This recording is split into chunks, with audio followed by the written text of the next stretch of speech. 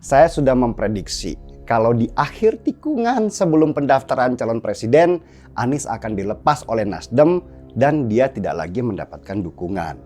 Sah jadi presiden polling, survei dunia nyata jeblok, Anies cuma juara di polling kadrun? Gitu kok teriak-teriak dijegal Nis. Ditulis oleh tim redaksi jurnal dikutip dari berbagai sumber. Pilkada di Jakarta, Bapak sekalian, tidak ada satupun survei yang pernah memenangkan kita. Nggak ada. Halo, kembali berjumpa dengan suara Fani Bakri di channel Media 45. Calon presiden yang diusung oleh Koalisi Perubahan, Anies Baswedan, terus mendapatkan sorotan dari berbagai pihak. Salah satunya pegiat media sosial Eko Kuntadi. Eko menilai capres dari Koalisi Perubahan Anies Baswedan pada berbagai survei oleh lembaga yang kredibel makin anjlok. Tapi teriak-teriak mau dijegal, kata Eko dalam akun Twitternya. Seperti yang terjadi di Pilgub DKI tahun 2017 ketika Anies Baswedan benar-benar menikmati hasil dari skenario play victim relawannya yang sangat berbahaya untuk kesatuan Republik Indonesia. Anies Baswedan menceritakan pengalamannya di Pilgub DKI 2017. Ia mengomentari hasil survei capres dari sejumlah lembaga yang tak satu pun memenangkan dirinya. Anies mempertanyakan apakah survei yang dibuat saat ini berdasarkan aspirasi warga atau aspirasi lembaga survei. Hal tersebut disampaikan Anies Baswedan saat hadir di acara Milad ke-21 PKS di Geraha Wanabakti Yasakota, Yogyakarta pada 18 Mei 2023. Eko juga menambahkan, Anies hanya menang beberapa polling terbatas, diantaranya seperti yang dilakukan polling oleh tokoh oposisi di akun Refli Harun dan akun politikus PKS, Tifatul Sembiring. Wajar hal itu terjadi karena mana ada partai yang mau kalah, sebab partai juga realistis mau mengusung capres yang berpotensi menang, bukan bertarung untuk kalah. Lantas, mengapa Anies selalu duduk di posisi terakhir dalam 3 besar nama capres di sejumlah survei? Direktur Eksekutif Indikator Politik Indonesia Burhanuddin Muhtadi menilai hal tersebut berkaitan dengan approval rating atau tingkat kepuasan kinerja Presiden Joko Widodo. Karena Anies mengesankan atau dikesankan sebagai capres antitesa Jokowi, maka ketika approval Jokowi naik, elektabilitas Anies turun. Demikian juga sebaliknya, ujar Burhanuddin kepada cnnindonesia.com pada Kamis 4 Mei.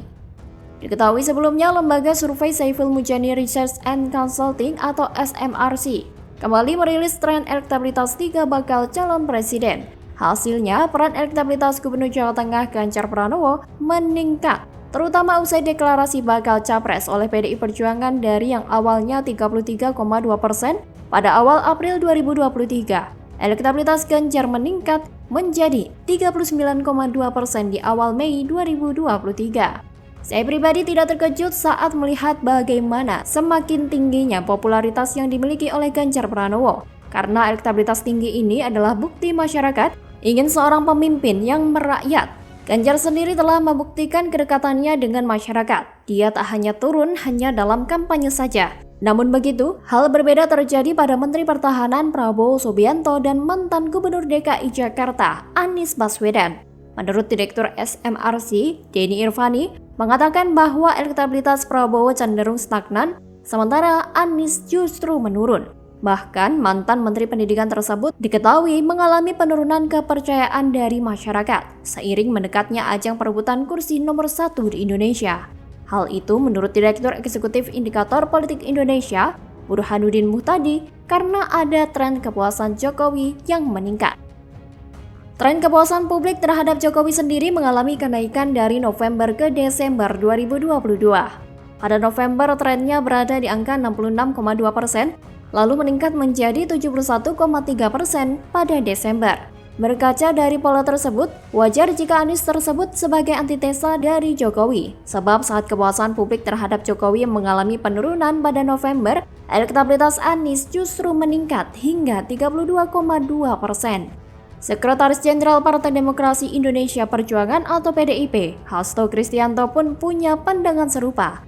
Ia menilai wajar jika suara Anies Baswedan mengalami penurunan, karena selama ini Anies dianggap sebagai antitesa Jokowi. Sehingga ketika kepuasan terhadap Presiden Jokowi naik, otomatis elektabilitas Anies mengalami penurunan. Itu merupakan kognisi masyarakat. Bagaimana kalau menurut Anda?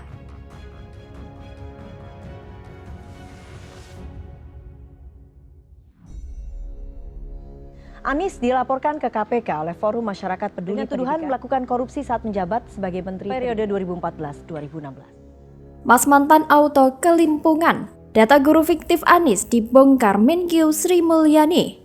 Selamatkan 23 triliun. Yang kayak begini kok mau jadi presiden? Ditulis oleh tim redaksi jurnal, dikutip dari berbagai sumber. Temuan ini seharusnya diserahkan ke KPK untuk ditelusuri lebih dalam. Apakah ada potensi korupsi atau tidak? Ibu Sri Mulyani menyatakan itu bulan Agustus. Dan kita sudah melakukan advokasi itu secara bawah tanah. Tapi kemudian media kan tidak menyoroti itu. Halo, kembali berjumpa dengan suara Fani Bakri di channel Media 45. Mantan Mendikbud Anies Baswedan beri data fiktif jumlah penerima tunjangan profesi guru atau TPG. Namun diselamatkan Menkyu Sri Mulyani. Sri Mulyani berhasil selamatkan setelah Anies beri data fiktif jumlah penerima TPG di provinsi tertentu. Pada 2016, pemerintah memberi apresiasi para guru yang bersertifikat dan memenuhi syarat sebesar 1 kali gaji setiap bulan melalui TPG. Data jumlah penerima TPG diberikan Anies sebagai Menteri Pendidikan kepada Kementerian Keuangan untuk dialokasikan dana. Sumber kata logika menyebut, dalam perjalanan, beberapa daerah protes dan melaporkan kejanggalan, hingga akhirnya Sri Mulyani ungkap dalam RDP Komisi 11 DPR pada 25 Agustus 2016. Ternyata kelebihan bayar menjadi senjata ampuh Anies untuk meraup keuntungan dari berbagai mega proyek maupun proyek menengah. Bagaimana tidak? Dalam 1 dekade ini saja berdasarkan temuan BPK maupun Kementerian Keuangan mengungkap bahwa Anies Baswedan entah menjadi Mendikbud maupun gubernur selalu menghambur-hamburkan anggaran lewat dalih kelebihan bayarnya. Bahkan catat, kasus kelebihan bayar melalui TGP faktanya justru diungkap oleh Kemenkyu bukan Kemendikbud. Jika disebut Anies minta Kemenkyu, hentikan kelebihan bayar jelas omong kosong. Tidak butuh lama lagi, seorang Sri Mulyani untuk mengetahui postur anggaran dalam APBN baik dari sisi penerimaan dan pengeluaran. Faktanya, data penerima TPG tidak sesuai, apalagi saat divalidasi antara provinsi satu dan lainnya. Dari sinilah data fiktif Anies terungkap hingga kelebihan 23,3 triliun rupiah, sebuah angka yang fantastis. Kalau nilai segitunya mah bukan lagi modus kelebihan bayar dong, tapi praktek korupsi. Mana ada kasus markup anggaran kok sampai puluhan triliun? Itu mah cuma dalil Anies biar bisa nilep duit rakyat, biar bisa dipakai bancaan korupsi.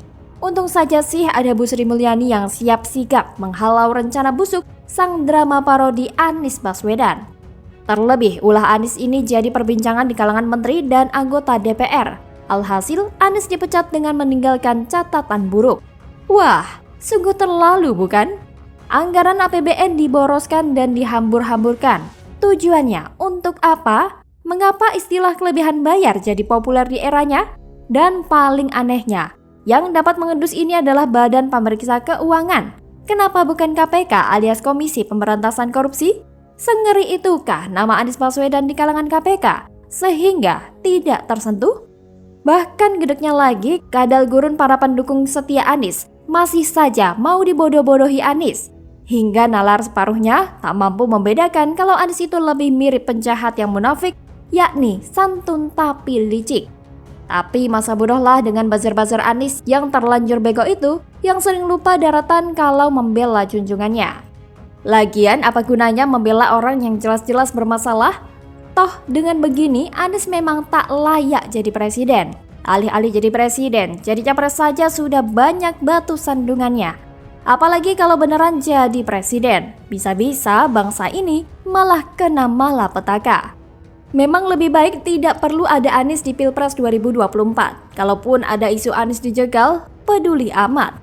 Toh, kelompok intoleran yang mendukung Anies menggunakan cara-cara kotor untuk menjegal lawan politiknya saat Pilkada DKI 2017, barbar, licik dan busuk, dengki dan penuh kebencian, dendamnya setinggi langit. Kalau misalnya Anies dijegal pun anggap saja itu karma yang berbalik arah.